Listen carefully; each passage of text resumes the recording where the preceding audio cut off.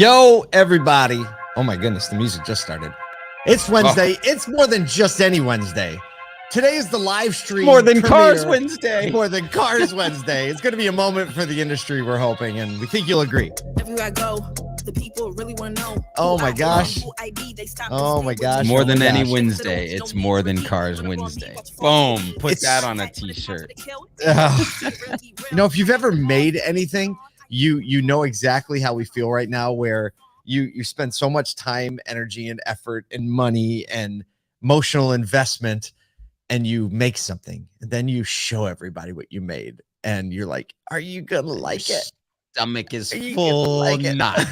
Full nuts. Luckily, we've already gotten some feedback, but it's even just like, hey, that helps. You know, are they gonna remember it's 1 o'clock? You know, that's how. Yeah, I mean, like, that's the thing, right? We're doing a 1 p.m. middle of the day where the industry's rocking and rolling. Good morning, Eric Hall. Eric Hall is Classic Chevrolet, one of the stars of the show today. So thanks for letting us come to your store and like cause a little trouble for the day.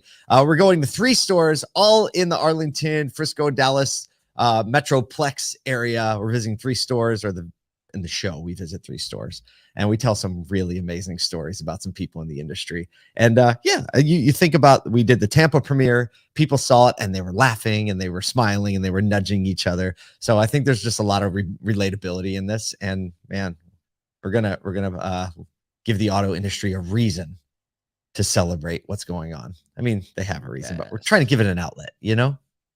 Yes, exactly. Like the feedback that we've gotten so far is just, this needs to be made. People need to see this. And like, I think that the industry can feel some ownership of this and take ownership of what we're doing.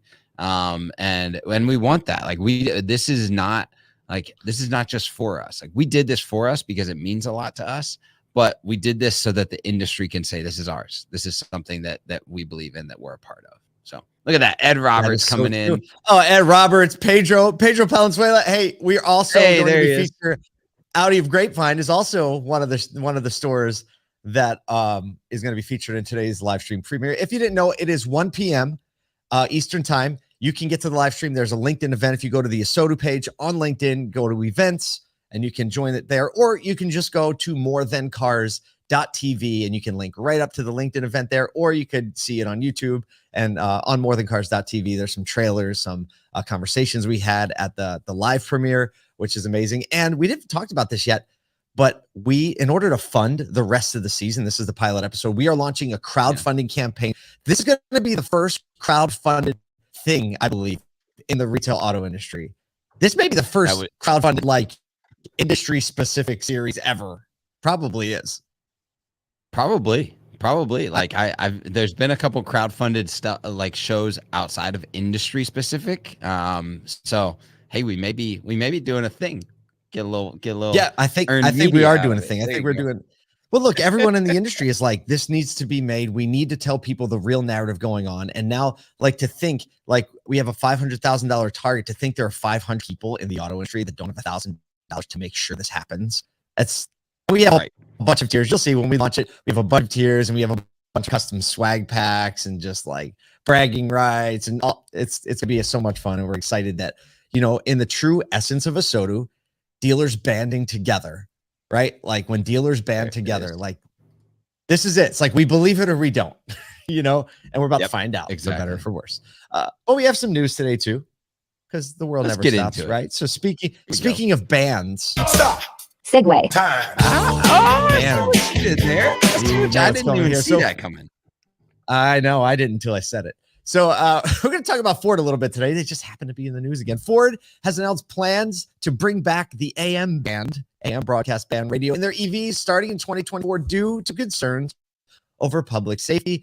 This decision was influenced by discussions with policy leaders highlighting the importance of the AM frequencies in the case of an emergency. Now, what actually happened is they removed it because the interference generated by the electric motors and all that, it was kind of like, and they were like, no one listens to AM anyway. But apparently it's an important thing. So new Ford and Lincoln models will have the AM band built in, while previous EV models that didn't have it built in, guess what, Kyle?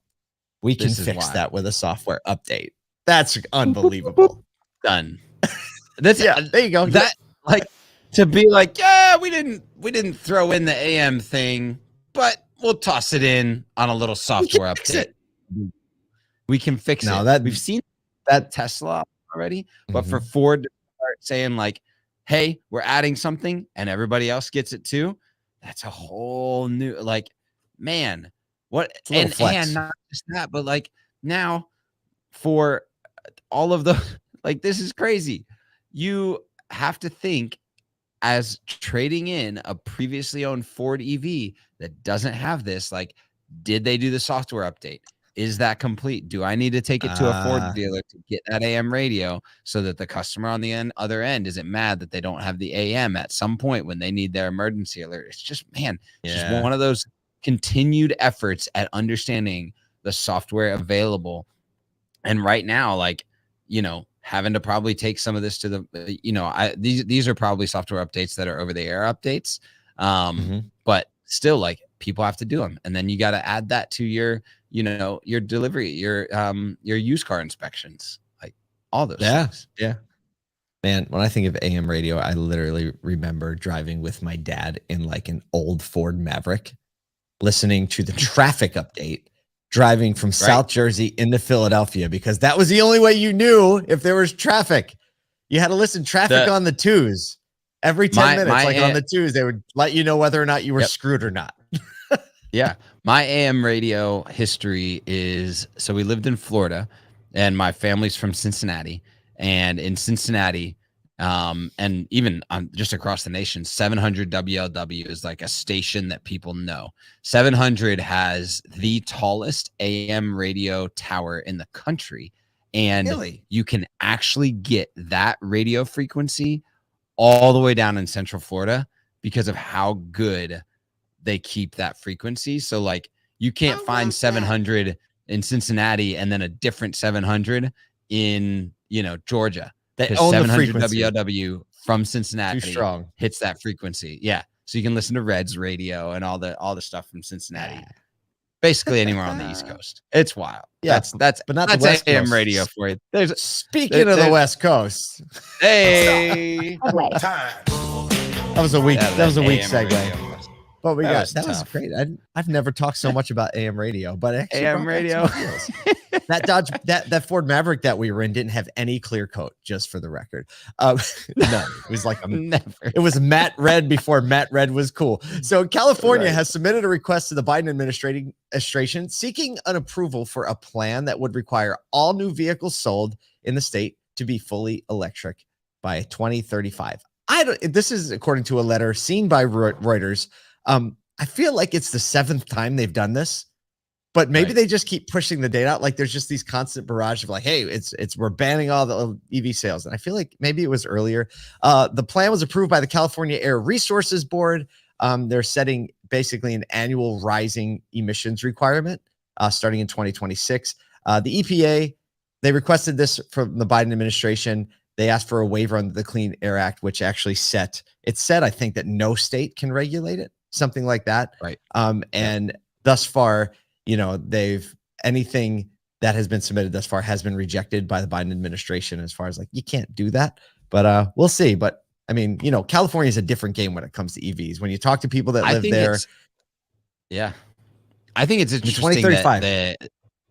2035. And the interesting note here for me is that this new request is going to go through an open public process. So it's not just going to be like a stamp yes or no. There's going to be comments and like, hey, is this something that we want to see happen? And should states be able to regulate this?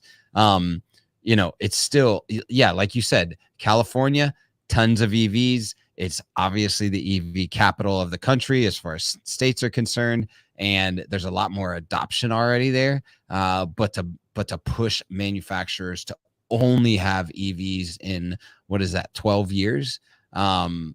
It's just such an interesting thing for the state level to say, 12 years. None of those people will be around to like it. It's just a lot of stuff. It's a lot of stuff. Speaking of a lot of stuff. Stop. Segue. Time. This one's fun. I'm excited about this one. I love it. You going with The this 2023 Axios Harris poll 100 reputation rankings have been released. revealing the most visible brands in America.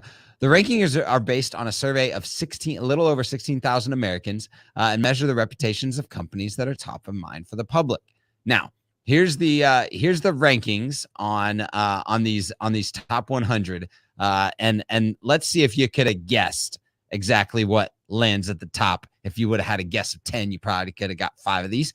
So in the top 5 are Patagonia, Costco. That's the interesting one. Let's go. I like that one. John Deere, Trader Joe's, and when you know it, Chick-fil-A. Now, the bottom 5, a couple of surprising ones in here, but also some not so surprising. Spirit Airlines, our social media friends at Meta and Twitter, Fox Corporation, FTX, and the Trump Organization, rounding out the bottom 100. Now, auto had a pretty good showing in there. We did all right. As seen. Yeah, did all right, especially when you think about like the job market index that we were talking about just a little bit ago, and like starting to match up to reputation rankings. Seeing, and I'm gonna go backwards to forwards because we're gonna see a couple interesting things. At 67, Chrysler sits there. At only 62, Tesla is at number 62. VW 56, GM 34, Ford 32nd, BMW 24th, Subaru 16th. Here comes the hot ones. Honda at 13, and drum roll please, Toyota at number 6 on the company reputation. So you're ranking. telling me that a major push toward EVs and being public about that doesn't have anything to do with the public perception of your brand, or at least a lot of it. Because check it, Tesla dropped from spot 12, right ahead of where Honda is right now, to spot 62, dropping 50 spots in the rankings. So yeah, so that means what number was Tesla? 62. That means Tesla was number 12 last year. Number 12 last year. They were 12. They went from 12 to 62. I mean, obviously that has so much to do with politics, right? So much to do with probably has a lot to do with Elon and Twitter. Yes, exactly. Right. And but I say politics because it's like there's been a very clear expressed worldview, right? That has all of a sudden become contrast, with the reasons it was probably number 12 last year. Right. But like this is a fresh poll every single year. They start fresh. They don't say, here's the list. And it's really interesting. If you click on the link in the show notes and go through the process they take to get the 100 to begin with, and then to rank them, because you can click in. It's neat. If you click on the ranking, you can click on each one, and it actually expands so you can see where they rank in like 9 different areas. And the bottom line is, when it comes to brand is a feeling. Brand elicits feelings in your consumers, and this constant barrage of letting people know that you're authentic, you're on their side, that they want to be openly affiliated with you affects this ranking big time. And it's exciting to me to see so many automakers on the list and doing well. I think most of the automakers moved up on the list this year, actually, I believe. Yeah. Yeah. And we say that, right? This time, go ahead. We got a little delay going on today. I know. There's definitely a delay. It's this weird thing because like there are these weird pauses that aren't usually there. And so I'm noticing, I was like, I don't know what's happening. Like your video looks good, but you know. So what was I going to say? Brands, blah, blah, blah, blah. I don't remember. Yeah. Just with OEMs, OEMs jumping, legacy OEMs all headed up. Well, except for Chrysler was down 22 spots. But just seeing like, the crossroads of OEM brands just saying, hey, look, we're going to put a lot of intention around consumer expectations and care of the customer. You got brands like Subaru jumping 4 spots. So kudos to that. Now, yesterday we talked about Nike in the news and their profitability. I think when I looked through the list, they were actually the largest mover, up 35 spots. So kudos to Nike for putting on the real brand play right there. Putting on the moves. Everybody's putting on the moves. Well, we hope you're putting on the moves today. We hope that at 1 p.m. Eastern, you will join us for the More Than Cars world premiere. Go to morethancars.tv and join us and a bunch of our other friends from automotive. We'll see you there.